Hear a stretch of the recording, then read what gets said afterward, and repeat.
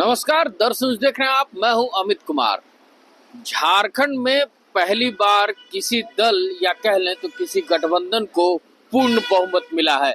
पूर्ण बहुमत मिलने के बाद झारखंड में अब ऐतिहासिक जीत के बाद ऐतिहासिक घटनाएं भी सामने आ रही हैं। ऐतिहासिक घटना कह लें तो ये घटनाएं अमूमन बंगाल में देखने को मिलती है, बांग्लादेश में देखने को मिलती है। अब ये राजनीतिक घटनाएं झारखंड से सटे इलाके में घुसती चली आ रही है और उसके साथ साथ अब सिंहभूम में नजर आ रही है। तो ऐसे में आज झारखंड के भाजपा के कार्यकारी अध्यक्ष रविंदर पांडे ने झारखंड की वर्तमान गठबंधन की सरकार पे और साथ में पुलिस प्रशासन पे जमकर हमला भी बोला है। तो इसको लेकर क्या कुछ कहते नजर आ रहे हैं रविंदर पांडे और झारखंड के भाजपा के इस बयान पर क्या कुछ कहते नजर आ रहे हैं केंद्रीय महासचिव झारखंड मुक्ति मोर्चा के, आइए सुनते हैं। चुनाव के गणना के बाद निकली है तो जिस प्रकार का अभद्र शब्दों का प्रयोग करके और उसके मानसिक रूप से प्रताड़ित करने का प्रयास जामताड़ा में हुआ। चुनाव के समय भी गंदे शब्दों का प्रयोग हुआ था। जामताड़ा में एक जगह शादी हो रही थी, शादी एक समुदाय का था, हिंदू समाज का था, और जुलूस निकालने वाले अल्पसंख्यक लोगों ने जाकर के उस समूह में जाकर के और महिलाओं के साथ अभद्र व्यवहार किया, जिसमें प्रशासन को, थानेदार को माफी मांगनी पड़ी। तो चाहे वो राजमहल हो, पाकुड़, जामताड़ा, मधुपुर में भी हमारे कार्यकर्ताओं के साथ वो, और जहां जहां भी बहुलता अल्पसंख्यक समाज की या देखी गई है, वो आदिवासियों समाज को आगे मोहरा बना करके और समाज में तनाव पैदा करने का काम कर रहे हैं। मैं ये कहना चाहता हूं कि चाहे वो हमारे उम्मीदवार बहरा घोड़े में दिनेशानंद गोस्वामी हैं, राजमहल में हमारे उम्मीदवार अनंत ओझा जी ने मौके पर जाकर के कार्यकर्ताओं को गोलबंद करने का काम किया। 2 दिनों से हमारे लगातार सभी पार्टी के वरिष्ठ अधिकारी, जिला अध्यक्ष, कैंडिडेट और सांसद सत्र छोड़ करके और पूर्वी सिंहभूम में बहरागोड़ा क्षेत्र में शांति स्थापित करने की कोशिश की है। उसी प्रकार से गैमलियन के क्षेत्र में भी लोगों ने जब आतंक पैदा करने की कोशिश की, तो आज हमारे प्रदेश अध्यक्ष बाबूलाल मरांडी जी को वहां दौरा करने जाना पड़ा है। मैं एक बात बहुत स्पष्ट रूप से कहना चाहता हूं, भारतीय जनता पार्टी को झारखंड में कमजोर समझने की गुस्ताखी इंडी गठबंधन के लोग न करें। हमने यहां सत्ता भी चलाई है, सरकार भी चलाई है और विपक्ष की भूमिका भी निभाई है। भाजपा नहीं चाहती है कि झारखंड में सामाजिक जो सौहार्द का वातावरण है उसको तोड़ने का काम किया जाए, लेकिन जेएमएम के लोग संथाल परगना में उनकी पुरानी आदत है कि वो घरों में जाकर के ये भयभीत करने की कोशिश करते रहे कि यदि हारेंगे तो हुरेंगे और जीतेंगे तो थूरेंगे। ये उनकी पुरानी आदत थी।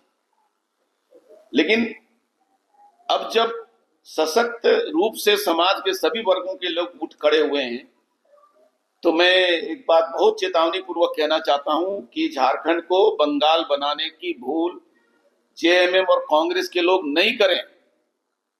शब्दों का प्रयोग किया कि जनता द्वारा नकारे गए।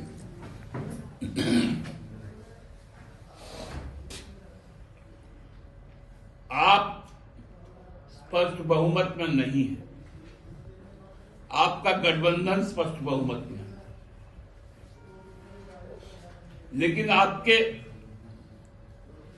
बहुमत के खिलाफ भी एक मत है। जो वो लोग सभी नकारे हुए लोग नहीं हैं,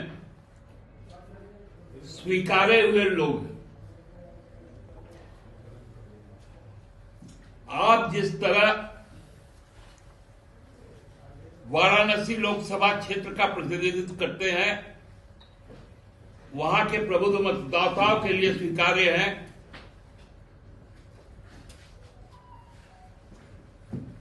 उसी तरह अमेठी, रायबरेली, राजमहल, दुमका और चाईबासा से भी जो प्रबुद्ध मतदाताओं के स्वीकार्य जो जनप्रतिनिधि थे वो नकारे नहीं है। हमारा संविधान घमंड को स्थान नहीं देता है। हम आज 75 वर्ष के संविधान को लेकर खड़े हैं।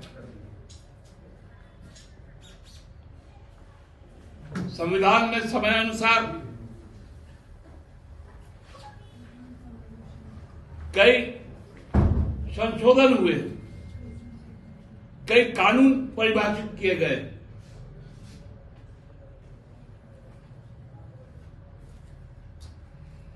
पारित किए गए नए कानूनों में भी संशोधन हुए।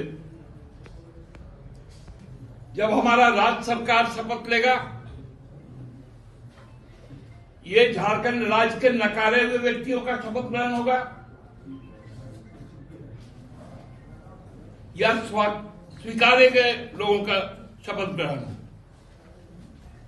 आज प्रधानमंत्री जी से मैं ये सवाल पूछना चाहता हूं। यही घमंड, यही गुरूर का जवाब आपको झारखंड ने दिया। सबक लेना चाहिए था।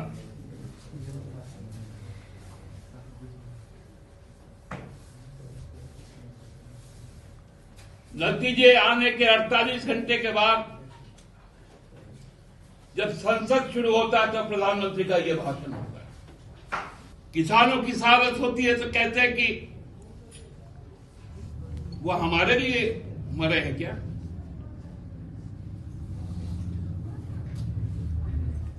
तो पुलवामा के शहीदों को क्यों चुनाव का हथियार बनाया गया था? और मनु संहिता के खिलाफ भारत के संविधान को बचाए अक्षुण्ण रखना हम सबकी न केवल जिम्मेवारी है, हम लोग आज के दिन यह शपथ लेते हैं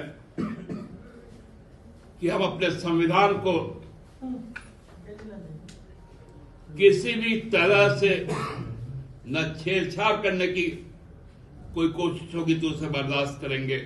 तो देखा अभी आपने कि एक तरफ भाजपा के कार्यकारी अध्यक्ष रविंदर पांडे और दूसरी तरफ झारखंड मुक्ति मोर्चा के केंद्रीय महासचिव सुप्रियो भट्टाचार्य क्या कुछ कहते नजर आ रहे थे। वहीं अगर देखें तो झारखंड में प्रशासन को राजनीतिक दलों से ऊपर उठकर झारखंड की जनता का बचाव करना चाहिए और जहां तक हो सके कि झारखंड को सुचारू रूप से कानून व्यवस्था सुदृढ़ करनी चाहिए। ऐसे ही तमाम खबरों के साथ जुड़े रहने के लिए हमारे चैनल को लाइक एंड सब्सक्राइब जरूर करें। अमित कुमार, दर्श न्यूज, रांची।